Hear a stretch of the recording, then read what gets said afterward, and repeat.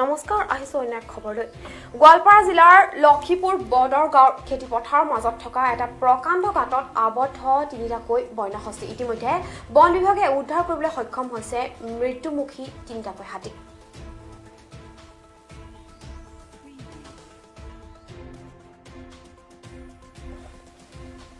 গোৱালপাৰা জিলাৰ লক্ষীপুৰ আঞ্চলিক বন বিভাগৰ অন্তৰ্গত বৰ্ডৰ গাঁৱৰ খেতিপথাৰৰ মাজত থকা এটা প্ৰকাণ্ড গাঁতত নিশা তিনিটাকৈ বন্যহস্তী আবদ্ধ হৈ পৰে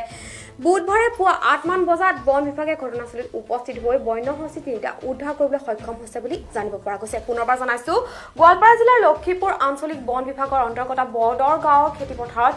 মাজত থকা এটা প্ৰকাণ্ড গাঁতত নিশা তিনিটাকৈ বন্যহস্তী আবদ্ধ হৈ পৰে আজি পুৱা 8 মান বজাত বন বিভাগে ঘটনাস্থলীত উপস্থিত হৈ বন্যহস্তী তিনিটা উদ্ধাৰ কৰিবলৈ সক্ষম হৈছে তো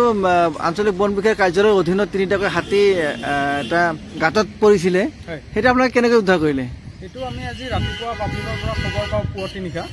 নিশা খবৰ পাই আমি আমাৰ আঞ্চলিক বন বিভাগ লগত লৈ পেলাই লগতে আৰক্ষী প্ৰশাসনৰ সহায়ত আমি লগতে পাব্লিকেও আমাক বহুতখিনি হেল্প কৰিছে হেল্প কৰি পেলাই আমি হাতীটো তাতে যাই জেচিবিৰে আমি এইটো উদ্ধাৰ কৰোঁ আৰু আচলতে কেনেকৈ সেই গাঁতত পৰিছিলে হাতীকেইটা এইটো আপোনাৰ তাতে এটা গাঁত এটা আছিলে পাৱাৰ হাউচৰ পাৱাৰ গ্ৰিডৰ এটা গাঁত এটা আছিলে তো এইটো বহু দিনৰ পৰা পুৰণি এইটো গাঁত এটা আছিল তো সেই গাঁতটোত মানে আপোনাৰ হাতী তিনিটা একেলগে পৰিছিল আৰু আচ্ছা ইয়াতে কিমানটা হাতী বিচৰণ কৰি আছে এইটো অঞ্চলত এইটো 22-23টা আছে কিমান দিনৰ পৰা আছে এইটো আপোনাৰ মোটামুটি 20 দিন 25 দিন মান হ'ল 20-25 দিন এমাহ ধৰি পেলাই আছে আৰু বিচৰণ হৈ আছে তাৰ পৰা আমি ৰাইজক আমি তেল বম এইখিনি দি পেলাই আমি যিমানখিনি পাৰোঁ হেল্প কৰিছোঁ একেলগে আমি একেলগে যেতিয়া ৰাইজৰ মানুহে আমাক মাতে তেতিয়া আমি একেলগে নিজেও যাই পেলাই আমি হেল্প কৰিছোঁ তেখেতসকলৰ লগত একেলগে আপোনাৰ যিটো গাঁতত পৰিছিল সেই গাঁতটো আচলতে আপোনালোকৰ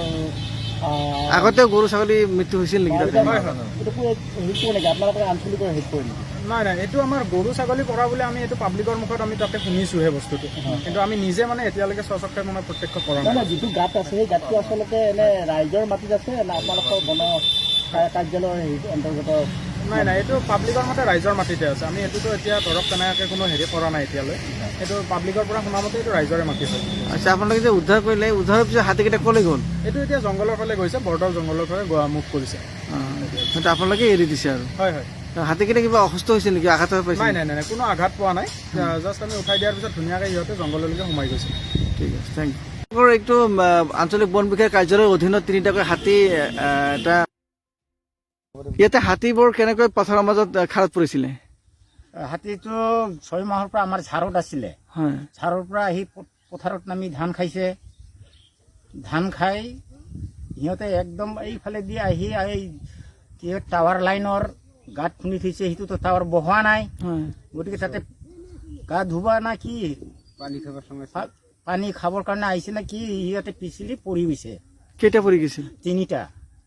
এটা সৰু হাতী নে ডাঙৰ হাতী আছিল ডাঙৰ হাতী পাছত এইটো আমিতো আমাৰ ঘৰৰ ওচৰতে আমি ইয়াত একদম থাকিলোঁ চাব গ'লোঁ আৰু বেলেগ মাথা খেদে মানুহবিলাকক তাৰপিছত আমি আকৌ ৰাতিপুৱাত ৰেঞ্জাৰক খবৰ দিলোঁ কান্দি থাকে ইফালে জংঘলত আছে এক মাখা 10-12টা আৰু ইয়াত এটা আছিলে ৰখি আছিল এই 3টা তাৰপিছত মানুহৰ হুমধুম দেখি ইও গুচি গ'ল এনেকৈ 6 মাহ উপদ্ৰৱ কৰি আছে আমাৰ ৰাইজে টোপনিয়ে নাপায় ৰেঞ্জাৰ আহিলে কি কৰিলে ৰেঞ্জাৰ আহি 2টা জিচিপি লৈ খান্দি দি এইটো উদ্ধাৰ কৰিলে প্লেন কৰি দি ইয়াতে হাতীবোৰ কেনেকৈ পথাৰৰ মাজত খালত পৰিছিলে